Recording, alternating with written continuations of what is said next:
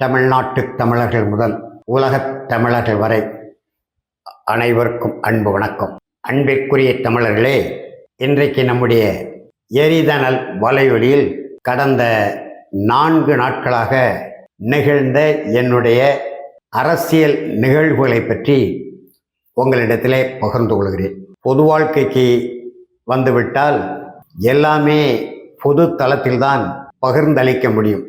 மற்றவர்களுக்கு இந்த செய்திகளையும் நிகழ்வுகளையும் கடத்துவதற்கு பெரிய அளவில் ஊடக வெளிச்சங்கள் எம்மை போன்ற எளிய தமிழர்கள், பாட்டாளி தமிழர்களுக்கு இல்லை என்பதனாலே நம்முடைய எரிதனல் நம்முடைய கையில் இருக்கக்கூடிய மிகப்பெரிய ஒரு கருவி, அதாவது ஆயுதம் என்பதனாலே அதன் வாயிலாக இந்த செய்திகளை நம்முடைய தாய் தமிழ் உறவுகளுக்கு பகிர்ந்து கொள்வதில் மகிழ்ச்சி அடைகிறோம். கடந்த 23 ஞாயிற்றுக்கிழமை மதுரை சென்றேன்.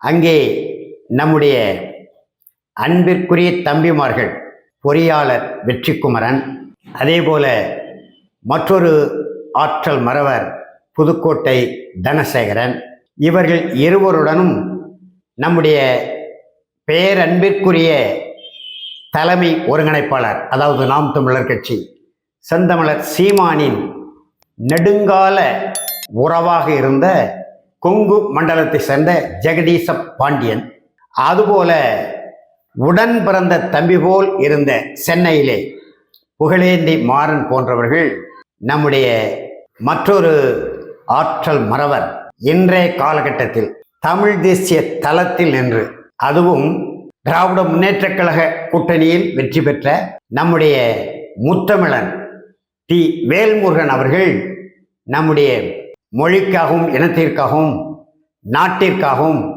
நாட்டில் வாழக்கூடிய அனைத்து தமிழர்களின் அல்லது தமிழ் தேச மக்களின் வாழ்வுரிமைக்காகவும் ஒற்றை தமிழனாக சட்டமன்றத்தில் போர்க்குரல் எழுப்பி வருகிற மக்கள் களத்தில் இன்றைக்கு சுங்கச்சாவடிகளை பற்றி பேசுபொருளாகி கொண்டிருக்கிறது என்று சொன்னால், அதே சுங்கச்சாவடி தேனி மாவட்டத்தில் அடித்து மக்களால் நொறுக்கப்பட்டது என்று சொன்னால் அதற்கு அடித்தளமிட்ட, இன்னும் சொல்ல வேண்டுமானால் வடமொழியிலே சொல்லுமே பிள்ளையார் சொல்லி போட்ட நம்முடைய முத்தமிழன் வேல்முருகன் அவர்கள் தலைமையிலான தமிழக வாழ்வுரிமை கட்சியில் இணைகின்ற அந்த நிகழ்ச்சியில் வாழ்த்துறை வழங்க வரச் சொன்னார்கள். அந்த அடிப்படையிலே அந்த நிகழ்ச்சியில் அரங்க கூட்டத்தில் வெற்றிக்குமரன், ஜெகதீச பாண்டியன், தனசேகரன், புகழேந்தி மாறன் மட்டுமல்ல, நூற்றுக்கணக்கான தமிழ் தேசிய உணர்வாளர்கள் அன்றைக்கு தங்களுடைய இதுவரைக்குமான செயல்பாடுகள் ஒரு குறிப்பிட்ட எல்லைக்குள் முடங்கி நிற்கிறது அல்லது முடக்கப்படுகிறது. எனவே நம்முடைய தமிழக வாழ்வுரிமை கட்சியில் இணைந்து இன்னமும் அந்த செயல்பாட்டை விரிவாக்கம் செய்யலாம், அகன்ற களத்தில் நின்று போராடலாம், ஆழ நம்முடைய கருத்துக்களை பதிவு செய்யலாம் என்ற அடிப்படையிலே வேல்முருகன் தலைமையேற்று அந்த கட்சியிலே இணைந்தார்கள். அவர்களுக்கு என்னுடைய வாழ்த்துக்களை தெரிவித்து ஒரு சில நிமிடங்கள் பேசினேன். அதுபோல் அறையில் தங்கியிருக்கிற போது ஏராளமான அன்பிற்குரிய நாம் தமிழர் தம்பிகள் என்னை வந்து சந்தித்து நம்முடைய எரிதனல் வலையொலி மூலம் நாம் வெளிப்படுத்துகிற கருத்துக்களை பற்றி பேசி அவர்கள் சில கருத்துக்களை என்னிடத்தில் பதிவு செய்தார்கள். நான் அவர்களுக்கு தேவையான விளக்கங்களை கொடுத்தேன். அந்த அடிப்படையிலே மதுரை நிகழ்வுகளை முடித்துவிட்டு அடுத்த நாள் 24ஆம் தேதி கோவை மாவட்டம் பொள்ளாச்சிக்கு பக்கத்திலே இருக்கக்கூடிய ஒரு சிற்றூரிலே நம்முடைய தமிழ் தேசிய உணர்வாளர்களும், அந்த சிற்றூர் பெயர் சரியாக நினைவுக்கு வரவில்லை, ஒரு பேரூராட்சி என்று நினைக்கிறேன், நம்முடைய தமிழ் தேசிய உணர்வாளர்கள், களப்பணியாளர்கள், அவர்களோடு நாம் தமிழர் கட்சியிலே நம்முடைய தலைமை ஒருங்கிணைப்பாளரோடு முரண்பட்டு நிற்கக்கூடிய ஒரு 20க்கும் மேற்பட்ட தம்பிமார்கள் ஒரு கலந்துரையாடல் கூட்டம் நடைபெற்றது. அதிலே தமிழ் தேசியத்தின் கடந்த கால வரலாறு, நிகழ்கால செயற்பாடு, எதிர்கால நகர்வுகள் குறித்து அவர்களிடத்திலே எடுத்து சொன்னேன். நாம் தமிழர் கட்சியை சார்ந்த அந்த 20க்கும் மேற்பட்ட தம்பிமார்கள் தொடர்ந்து இப்படி நாம் தமிழர் கட்சியிலே உள்ள முதன்மையான ஆளுமைகள் விலகி கொண்டே போகிறார்களே. குறிப்பாக அண்மையிலே இந்த கட்சியிலிருந்து விலகிய நம்முடைய அன்பிற்கும் மதிப்பிற்கும் உரிய மகள் காளியம்மாள் விலகலை அவர்கள் ஏற்றுக்கொள்ளவே இல்லை. அந்த அளவுக்கு காளியம்மாள் அண்ணன் செந்தமலர் சீமானுக்கு அடுத்து ஒரு ஆளுமை மிக்க தலைவராக நாம் தமிழர் கட்சியிலே வளருவதில் என்ன பிழை இருக்க முடியும் என்கின்ற இது போன்ற நூற்றுக்கணக்கான வினாக்களை என்னிடத்திலே கேட்டார்கள். நான் அவர்களிடத்திலே தேவையான விளக்கங்களை கொடுத்துவிட்டு, யாரும் நாம் தமிழர் கட்சியிலிருந்து அருகொண்டு விலக வேண்டாம், நம்பிக்கையோடு பயணிங்கள், விலகிறவர்கள் விலகட்டும், அதே போல ஓரங்கட்டப்படுகிறவர்கள் ஓரங்கட்டி அவர்கள் மாற்று ஒரு வழியை தேர்ந்தெடுக்கட்டும், ஒதுக்கப்படுகிறவர்கள் அப்படியே ஒடுங்கி விடுவார்கள் என்று யாரும் கருத வேண்டாம், அவர்கள் மீண்டும் வீறு கொண்டு எழுந்து தமிழ் தேசிய களத்திலே பணியாற்றுவார்கள். அதே நேரத்தில் தம்பி ராஜீவ் காந்தியை போல, தம்பி கல்யாண சுந்தரத்தை போல திராவிட இயக்கங்களில் போய் அவர்கள் இணையவில்லை, அதாவது ஐக்கியமாகவில்லை, தமிழ் தேசிய களத்திலே நிற்பார்கள். அதற்கு ஏற்றார் போல் இன்றைக்கு தமிழ் தேசிய களத்தில் திராவிடத்தோடு ஒட்டு இருந்தாலும் உறவு இருந்தாலும் ஒற்றை சீட்டை வாங்கி கொண்டு மக்களால் தேர்ந்தெடுக்கப்பட்ட சட்டமன்ற உறுப்பினராய் செயல்பட்டாலும் அந்த கட்சிக்குள் இருந்து அவர் செயல்பட முடியாது. அதையும் கடந்து இன்னும் சொல்ல வேண்டுமானால் சட்டப்படி பார்த்தால் சட்டப்பேரவையில் உதயசூரியன் சின்னத்திலிருந்து போட்டியிட்டவர் தான். ஆனால் அவருடைய செயற்பாடு அந்த எல்லைக்குள் நிற்கிறதா என்றால் அவர் மாண்புமிகு பேரவைத் தலைவரோடு மோதுகிற மொழிக்காக, இனத்துக்காக, நிலத்திற்காக, புலம்பெயர் தமிழர்களுக்காக, கடலிருந்து வாழக்கூடிய தமிழர்களுக்காக, தமிழீழத்திற்காக இந்த கருத்துக்களை அவர் எடுத்து வைக்கிற பொழுது தொகுதி மட்டுமல்ல 234 தொகுதி சிக்கல்களையும் அந்த ஒற்றை உறுப்பினர் அங்கே சட்டப்பேரவையிலே தன்னுடைய வாத திறமையால், கருத்தாடல் திறனால் வெளிப்படுத்தி போராடி கொண்டிருக்கிறாரே. இந்த வேல்முருகன் தலைமையை ஏற்றுதானே வருகிறார்கள், இதில் என்ன பிழை இருக்க முடியும் என்றெல்லாம் விளக்கம் சொல்லி அவர்களை நீங்கள் கூடுமானவரையில் நாம் தமிழர் கட்சி விலகாதீர்கள் என்றுதான் மதுரையில் சந்தித்த தம்பிமார்களிடத்தில் சொன்னேன். அதே போல கோவை மாவட்டத்தில் சந்தித்த தம்பிமார்களிடத்தில் சொல்கிறேன். அடுத்த நாள் 25 கரூர் மாவட்டத்தில் அரவக்குறிச்சி என்கின்ற ஊரை கடந்து சின்னத்தாராபுரத்தில் ஒரு மாரியம்மன் கோவில் சிக்கல், வழிபாட்டு உரிமை.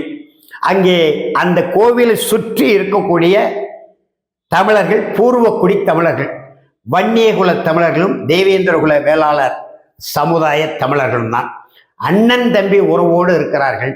இன்னும் சொல்ல வேண்டுமானால் மாமா மச்சான் உறவு கொண்டாடுகிறார்கள். நெடுங்காலமாக அந்த கோவிலை வன்னியகுல தமிழர்கள் நிர்வகித்தாலும் தேவேந்திரகுல வேளாளர் சமுதாயத்தை சார்ந்த இந்த ஆதி தமிழ் குடிகளும் அங்கே வழிபட்டு வந்திருக்கிறார்கள். 2018 சிக்கல் தொடங்குகிறது. தேவேந்திரகுல வேளாளர் சமுதாயத்தை சேர்ந்த நம்முடைய மண்ணின் மைந்தர்களை, ஆதி குடிகளை, இன்னும் சொல்ல வேண்டுமானால் பாட்டாளி மக்கள் கட்சியின் நிறுவனர், தமிழின போராளி, மருத்துவர் ஐயா அவர்கள் மொழியிலே சொல்ல வேண்டுமானால் வடக்கே வன்னியர், தெற்கே தேவேந்தர், நாங்கள் ஒருதாய் மக்கள் என்று அவர் மிகப்பெரிய ஒரு இணைப்பு பாலத்தை போட்டார். 90களிலே போட்டதோடு மட்டுமல்லாமல் இந்த பட்டியல் பிரிவிலே இருந்த தேவேந்திரர்கள் வேளாளர்கள் என்கின்ற இந்த தமிழ் குடியை, வேளாண் குடியை வாரி அரவணைத்தார்கள். கட்சிகளுக்குள் பொறுப்புகளை கொடுத்து ஆளுமைகள் மிக்க தமிழர்களாக அந்த அண்ணன் ஜான் பாண்டியனிலிருந்து, தம்பி பசிபது பாண்டியனிலிருந்து, அதே போல் இன்னொரு தம்பி வந்தவாசி தொகுதியில் நின்று சட்டமன்றத்துக்கு அனுப்பிய நம்முடைய தம்பி முருகவேல் ராஜன், இன்றைக்கு பொதுச் செயலாளர் இருக்கக்கூடிய நம்முடைய மதிப்புக்குரிய அண்ணன் வடிவேல் ராவணன், என் போன்றவர்களெல்லாம் வாரி அரவணைத்து உயர் பொறுப்புகளை கட்சியில் வைத்து அழகு பார்த்து செயற்களத்தில் இறக்கினார். அவருடைய மொழியிலே சொல்ல வேண்டுமானால் ஒருதாய் மக்கள், வேளாண்குடி மக்கள், நமக்குள் என்ன வேறுபாடு இருக்க முடியும்? வழிபாடு, நீங்கள் நிர்வாகத்தை நடத்தி கொள்ளுங்கள் என்று சொல்கிறார்கள். கோவிலுக்குள் சென்று வழிபடணும். மாரியம்மன் என்றால் மழை கடவுள், எல்லா தமிழ் குடிகளுக்கும் சொந்தமான கடவுள். அது ஒரு தமிழ் குடி மட்டும் எப்படி சொந்தம் கொண்டாட முடியும்? உயர்நீதிமன்றத்தில் வழக்கு போட்டிருக்கிறார்கள். அந்த வழக்கிலே உயர்நீதிமன்றம் ஒரு சரியான தெளிவான பாதையை கட்டாமல் தொடர்புடைய அதிகாரிகளை அணுகி நீங்கள் தீர்வு காணுங்கள் என்று சொல்லிவிட்டார்கள். தொடர்புடைய அதிகாரிகளில் அந்த கோவில் நிர்வகிக்கக்கூடிய சிலர் இன்றைக்கு இந்து அறநிலைத்துறை அமைச்சராக இருந்து தமிழ் சமுதாயத்துக்குள் பல்வேறு குழப்பங்களை உண்டு பண்ணி கொண்டிருக்கக்கூடிய மாண்புமிகு அமைச்சர் திராவிடர் சேகர் பாபு அதிலே தலையிட்டு இந்த இரண்டு சமூகத்துக்குமான ஒரு மோதலை உருவாக்கிவிட்டால் எதிர்காலத்திலே வடக்கே உள்ள வன்னியகுல தமிழர்களும் தெற்கே உள்ள தேவேந்திரகுல வேளாளர் சமுதாய பூர்வக்குடி வேளாண்குடி தமிழர்களும் மண்ணின் மைந்தர்களும் ஒருபோதும் இணைந்து விட முடியாத அளவுக்கு ஏதாவது செய்ய முடியுமா என்கின்ற நிலையில் இந்த அறநிலைத்துறை அமைச்சர் இந்த திராவிட சேகர் பாபு அந்த கோணத்திலே மறைமுகமாக சில வேலைகள் நடைபெறுவதாக எனக்கு தெரிந்து அங்கே போய் அந்த இரண்டு சமுதாய ஊர்களையும் பார்வையிட்டு அந்த கோவிலையும் பார்வையிட்டு உரியவாறு இதனால் இவன் முடிக்கும் என்றாய்ந்து அதனை இவன் கண்விடல் என்கின்ற அடிப்படையிலே நோய் நாடி நோய் முதல் நாடி அது தணிக்கும் வாய் நாடி வாய்ப்பை செயல் என்ற நம்முடைய பேராசான் வள்ளுவர் காட்டிய வழியிலே யாரை அணுகினால் இதற்கு சரியான தீர்வு காண முடியும், இரண்டு தமிழ் குடிகளும் மீண்டும் அண்ணன் தம்பிகளாக உடன்பிறப்புகளாக பங்காளிகளாக அந்த ஊரில் வாழ முடியும், பயணிக்க முடியும் என்ற அடிப்படையிலே அதற்கான இந்த வழிகளை இப்போ சொல்லக்கூடாது, அந்த வழிகளையும் தேர்வு செய்துவிட்டு கரூர் மாவட்டத்திலும் அதுக்கடுத்து திருச்சியிலையும் நம்முடைய தமிழ் தேசிய உணர்வாளர்கள் நம்முடைய நாம் தமிழர் கட்சியினுடைய தம்பிமார்கள் எல்லோரையும் சந்தித்து கடந்த கால தமிழ் தேசிய வரலாறு, நிகழ்கால தமிழ் தேச செயற்பாடு, எதிர்கால தமிழ் தேச நகர்வுகள், இலக்கு ஒன்றுதான் இனத்தின் விடுதலை, அதை நோக்கி எப்படி பயணிக்க வேண்டும் என்கின்ற மற்றவராக இருந்தால் எல்லோரும் விலகுங்கள், என் தலைமையை ஏற்று வாருங்கள், எங்கள் கட்சியிலே தமிழ் தேச தந்துரிமை கட்சியிலே வந்து இணையுங்கள், நாங்கள் உங்களுக்கு வழிகாட்டுகிறோம் என்றுதான் சொல்லுவார்கள். நான் எந்த காலகட்டத்திலும் நாம் தமிழர் பிள்ளைகளாக இருக்கட்டும் அல்லது தமிழ் தேசிய களப்பணியாளர்களாக இருக்கட்டும் தமிழ் தேசிய உணர்வாளர் யாரிடமும் அப்படி சொன்னதில்லை. விருப்பமானால் சேரலாம், விருப்பம் இல்லாமல் நான் யாரையும் அழைத்ததில்லை. சில தம்பிகள் கூட நாம் தமிழர் கட்சியை சார்ந்த தம்பிகள் தம்பி ஆற்றல் மரவர் செந்தமிழன் சீமான் மீது அடுக்கடுக்கான குற்றச்சாட்டுகளை சொல்லி உங்களோடு இணைகிறோம் என்று சொன்னது கூட வேண்டாம், அப்படியெல்லாம் ஒரு கட்சி சீமான் நடத்துவது போல நம்மால் நடத்த முடியாது. 36 லட்சம் தமிழர்கள் இன்றைக்கு ஏற்றுக்கொண்ட தலைவராக செந்தமிழர் சீமான் என் அன்புக்குரிய தம்பி இருக்கிறார். அதனாலே அவருடைய தலைமையிலே நீங்கள் பயணிங்கள், முடிந்தால் உங்களுடைய விமர்சனத்தை அவருடைய கவனத்துக்கு கொண்டு செல்லுங்கள் என்று சொல்லி மறுத்து விட்டுதான் வந்திருக்கிறேனே தவிர தொடர்ந்து நீங்கள் நாம் தமிழர்களே பயணிங்கள், வேறு வழியே இல்லை என்றால் நீங்கள் விலகிற பொழுது என்கிட்ட சொல்லுங்கள், எங்கே சேர வேண்டுமோ அங்கே. ஆனால் தமிழ் தேசிய தடம் மாறாமல் இலக்கு ஒன்றுதான் இனத்தின் விடுதலை என்ற இலக்கை நோக்கி பயணிக்கிறது எந்தவித இடையூறுமின்றி குறுக்கு சால் ஓட்டாமல் தெளிவான பாதையில் செல்லலாம் என்று எல்லோருக்கும் தெரிவித்துவிட்டு சொந்த ஊருக்கு வந்தேன். இங்கே ஒரு முதுபெரும் தலைவர் தென் மாவட்டங்களிலே மக்கள் திலக மாக்கோரா காலத்தில் பாபநாசம் முதல் முத்துநகர் தூத்துக்குடி வரை அன்றைக்கு ஒரே மாவட்டமாக இருந்தது. கொடிகட்டி பறந்த ஆளுமை அனைத்து இந்திய அண்ணா திராவிட முன்னேற்ற கழகத்தில் எல்லோராலும் அன்போடு காணா அண்ணாச்சி என்று அழைக்கக்கூடிய நம்முடைய மதிப்பிற்குரிய அண்ணாச்சி 3 முறை சட்டமன்ற உறுப்பினர், மக்கள் திலகம் மாக்கோராவின் அன்பை பெற்றவர். அதேபோல் முதலமைச்சராக இருந்து மறைந்த அம்மையார் ஜெயலலிதாவின் ஆதரவை பெற்றவர். இன்னும் சொல்ல வேண்டுமென்றால் திராவிட முன்னேற்ற கழகத்தின் தலைவர் ஐயா கலைஞரின் அன்பை பெற்றவர்.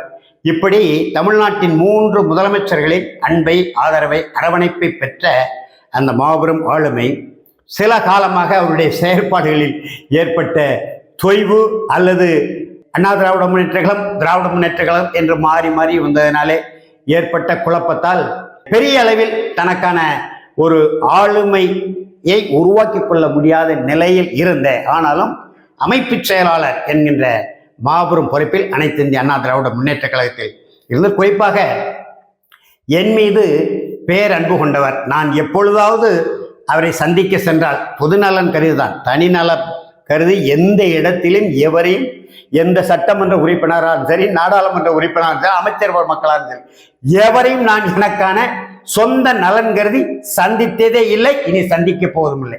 மக்கள் நலன் கருதி சில செய்திகளை பகிர்ந்து கொள்வதற்காக, சில விளக்கங்களை கேட்டு தெரிந்து கொள்வதற்காக நான் சந்திக்கிற பொழுதெல்லாம் என்னை பேரன்பு கொண்டு பெருமதிப்போடு வரவேற்று அரவணைத்து என்னை அமர வைத்து பேசி அன்பு செலுத்திய அண்ணாச்சி கருப்பசாமி பாண்டியன் அவர்கள் இயற்கை எய்திய ஒரு துயர நிலையில் நேற்று பாளையங்கோட்டைக்கு வந்தேன். இன்றைக்கு அவருடைய திருத்து இல்லம் சென்று அண்ணன் அவர்களின் திரு உடலுக்கு மலர் மாலை அணிவித்து இறுதி மரியாதையை செலுத்திவிட்டு வந்திருக்கிறேன்.